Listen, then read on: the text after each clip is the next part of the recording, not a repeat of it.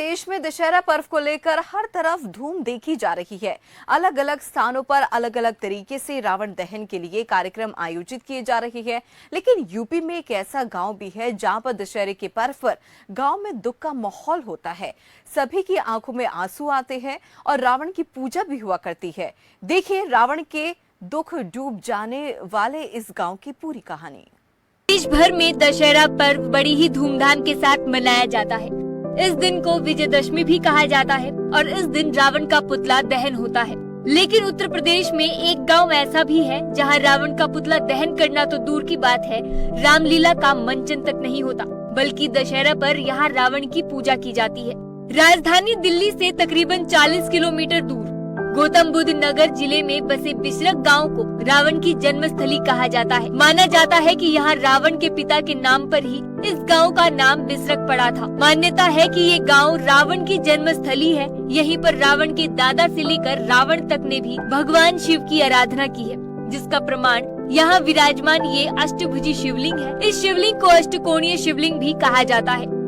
देश भर में रावण दहन की तैयारियां जोरों शोरों से चल रही हैं, लेकिन उत्तर प्रदेश की बात करें तो उत्तर प्रदेश में एक गांव ऐसा भी है जहां पर रावण का दहन नहीं बल्कि रावण की पूजा की जाती है दशहरे पर। नमस्कार, मैं हूं लोकेश टंडन और इस वक्त मैं मौजूद हूं दिल्ली से तकरीबन 40 किलोमीटर दूर बिसरख गांव में। यह गांव गौतम बुद्ध नगर जिले में आता है और कहा जाता है कि रावण की जन्मस्थली भी है। मैं सबसे पहले आपको यहां दिखाना चाहूंगा, जो यहाँ इन चित्रों के माध्यम से दर्शाया गया है वो मैं आपको बताने की कोशिश करूंगा अपने शब्दों में। ये ब्रह्मा जी हैं और कहा जाता है कि ब्रह्मा जी के पुत्र हैं ऋषि वत्सल्य। उनके बाद हम आ जाते हैं, ये ऋषि वत्सल्य के पुत्र हैं विश्वस्रा जी, और उनके बाद जो उनके साथ ही जो आप देख रहे हैं ये केकसी हैं, रावण की माता जी। और बिल्कुल इनके बराबर में चित्र दर्शाया गया है, ये चित्र है रावण का और ये चित्र उस समय का है। ऐसा कहा जाता है कि जब रावण ने भगवान शिव को खुश करने के लिए सिद्धि की थी और अपने शीश की जो भेंट है वो शिवलिंग पर चढ़ा दी थी, और फिर उसके बाद जब रावण का रूप आता है दशानन वाला, वो रूप भी यहां पर इस मंदिर की दीवार पर इन चित्रों के माध्यम से उकेरा गया है। आप देखिए कि दशानन रावण का ये रूप भी यहां पर उकेरा गया है और इस मंदिर में तमाम रहस्य छुपे हैं, क्योंकि अब यहां पर ये मंदिर बन गया है और ये रावण की जन्मस्थली कही जाती है। आप देखिए कि यहां भगवान शिव की आराधना की जाती है, भगवान शिव की यहां पर पूजा की जाती है।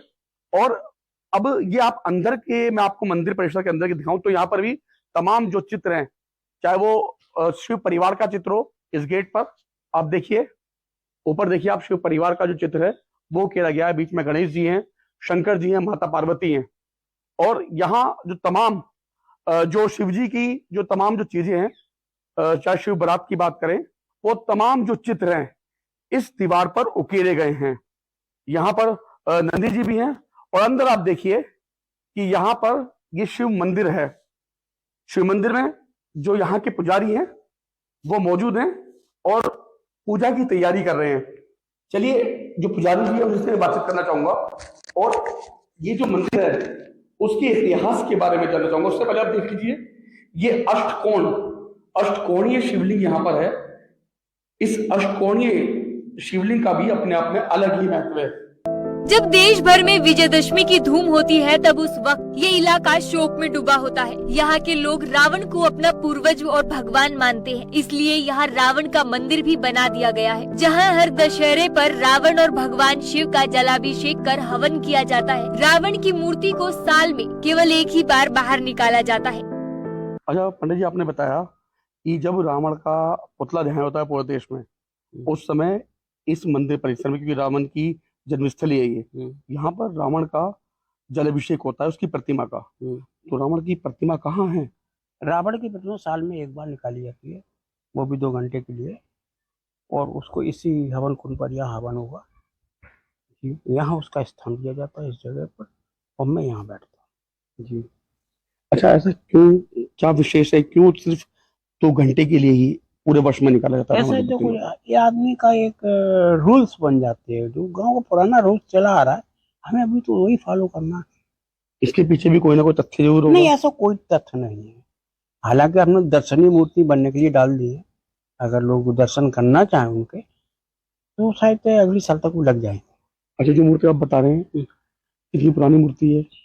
जो आने, अच्छा ये, जी। इसका तो हमें भी नहीं अंदाज है, हम भी काफी दिन से देखे आ रहे हैं। खबर फास्ट से खास बातचीत करते हुए रावण मंदिर के मुख्य महंत रामदास ने कहा कि दशहरे के दिन गांव में अचानक ही मायूसी छा जाती है।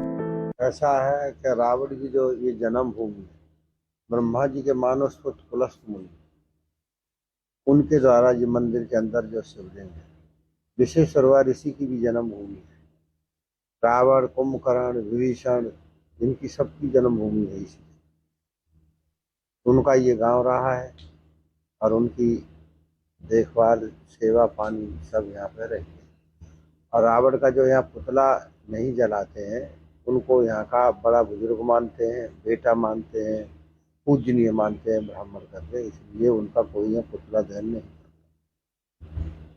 जब मैं देख के भी आपकी आंखों में भी आंसू हैं।